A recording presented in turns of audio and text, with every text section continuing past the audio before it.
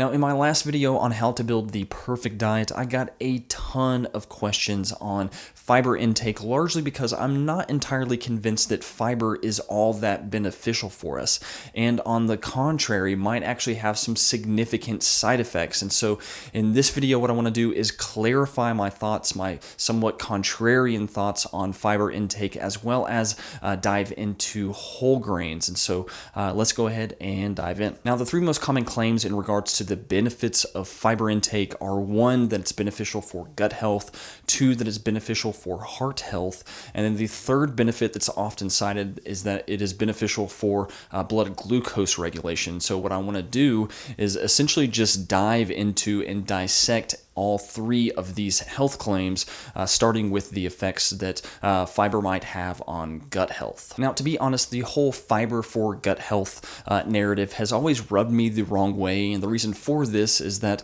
when I was in school 10 to 15 years ago getting my degree in nutrition, it was really just the kind of like health and wellness folks that were talking about making sure that you're taking care of your gut, and they were really kind of criticized by the science-based and evidence-based community for not really having a whole lot of evidence to stand on in regards to gut health. However, this all kind of changed when the carnivore diet really took off, and it was funny to just see the message of fiber for gut health be hijacked by the evidence-based and the science-based community as a means to diminish the carnivore diet as a legitimate therapeutic diet. Now, to give credit where credit is due, fiber does have a wild effect on digestive health, and it speeds up digestion. It has a dramatic effect on the microbiome.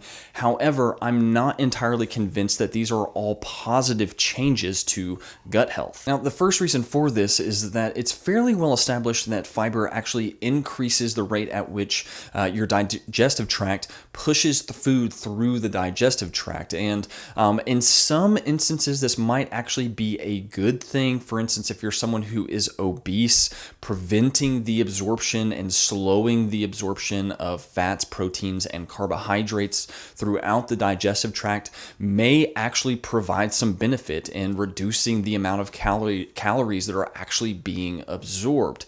However, there's a major problem here with this, and that is that when you do this, when you slow the absorption and prevent the absorption of nutrients in the upper digestive tract and allow them to get into the lower digestive tract, it promotes the presence of bacteria that feed on these nutrients. And the reason this isn't necessarily a good thing is that it's going to cause bloating, it's going to cause gas, and it's going to cause digestive upset and pain. Now, it's funny because a lot of the proponents of fiber will tell you that this is actually a benefit of consuming fiber, that it actually promotes the presence of various bacteria in the gut. However, it doesn't make sense to me that we would want to promote the presence of bacteria that produce gas and cause pain in the digestive tract. Now, aside from the nutrients reaching the lower colon and promoting the presence of bacteria that lead to bloating and gas and gut discomfort,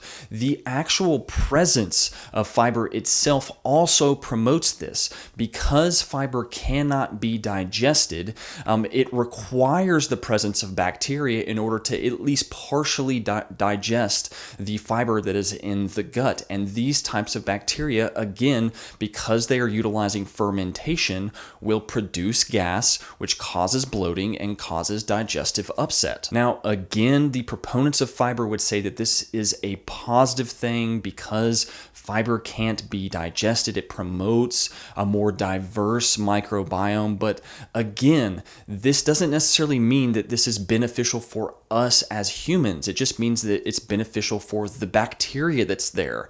We're technically not even feeding ourselves, we're feeding the bacteria. and it's not exactly clear whether or not this is actually a positive thing. And so yes, fiber does promote the presence of gut bacteria and biodiversity in the gut. However, I'm not aware of any really reliable and significant evidence to suggest that this is necessarily a good thing. And so because of this and because of the gut discomfort that fiber causes, I'm not entirely convinced that fiber is actually good for us. Now, before we move on here, I do want to spend a little bit of time giving a huge shout out to one of our channel sponsors, Element. Now, if you guys have spent any amount of time watching my content, I'm sure you've heard me talk about Element before, but the reason for this and the reason I feel so comfortable talking about them is because two primary reasons. One is because they have an excellent electrolyte formulation, and the second reason is because of how good it tastes.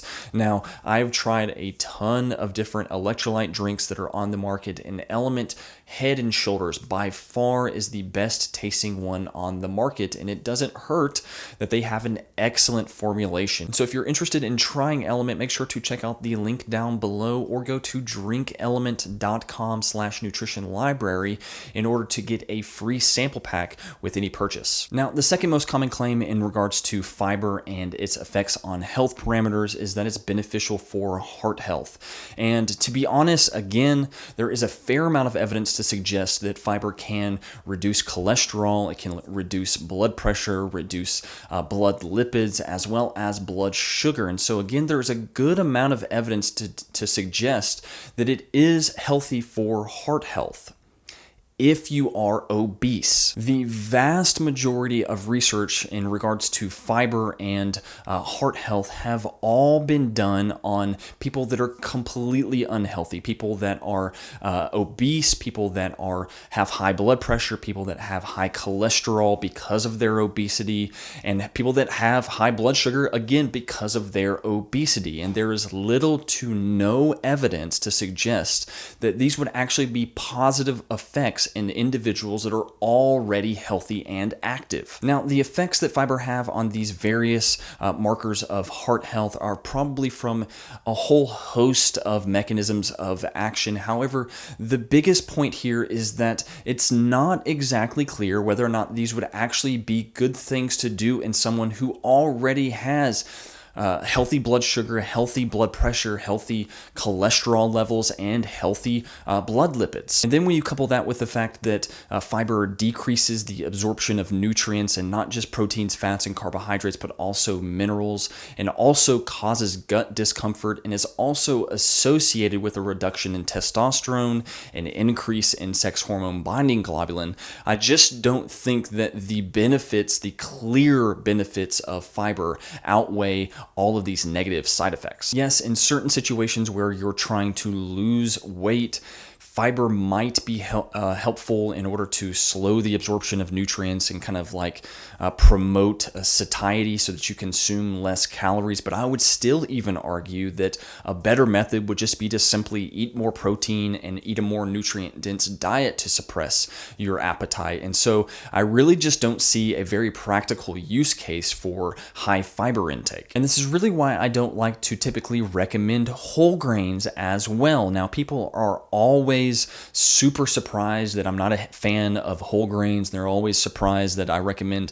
refined grains over whole grains, but a portion of this is because of the high fiber content of whole grains. Now, the reason people typically recommend whole grains over refined grains is that it is pretty clear that whole grains do cause a slower rise in blood sugar in individuals that are consuming them. However, this is really not an issue typically for men that are highly active. When you are extremely active or even just moderately active, you will automatically increase your sensitivity to insulin, which will also help you to process blood sugar appropriately. Now, for individuals that are not active and are just sitting on their butts all day, consuming whole grains is probably a better idea because people that are inactive cannot regulate their blood sugar very well. However, again, for those of us that are at least moderately active, consuming refined grains that remove most of the fiber content from the grain might actually be a better option. Now, another reason why I don't like whole grains is that they're much higher in things like phytic acid, oxalates, and gluten when compared to refined grains, which are essentially just pure starch. Now, refined grains like white rice and white bread do contain some proteins that can be allergenic for some individuals. However, for the most part, these grains that are refined are nearly pure starch. And so if you have an issue with grains causing you bloating, causing you gut irritation, and causing just sensitivity issues and immune issues, choosing things like white rice and white bread are actually a better option. Now, people also like to talk about the fact that whole grains are higher in vitamins and minerals than refined grains, and to be honest, this is true. Whole grains do contain more B vitamins and more minerals when compared to their refined counterparts. However, it's worth noting that most of these nutrients simply don't absorb, especially the minerals that are in whole grains that are attached to things like phytic acid and oxalate.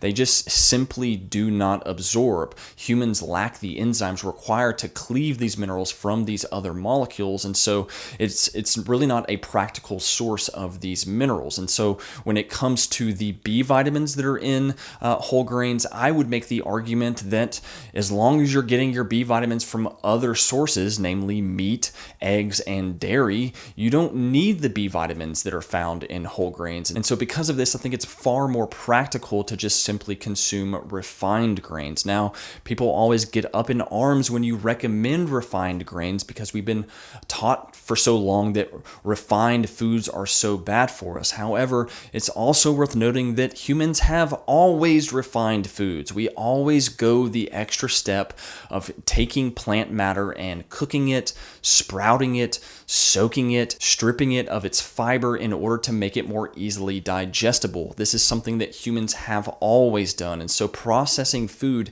isn't necessarily a bad thing. And so because of this, as long as you are at least moderately active, and if you are looking for a carbohydrate source to add carbohydrates into your diet in order to fuel high intensity exercise, consuming foods that are low, consuming carbohydrate sources that are low in fiber content is usually your best bet. Now, if you guys have any comments or questions about this, please feel free to leave a comment down below. I'm going to try my best to answer as many of those as possible. And please feel free to leave any comments that are completely unrelated to this video. I'm going to try to start doing more and more Q&As throughout my content, and so please leave some questions down below, and hopefully your question will get answered in a video here soon. But other than that, that's pretty much it, and I think I will see you guys next time.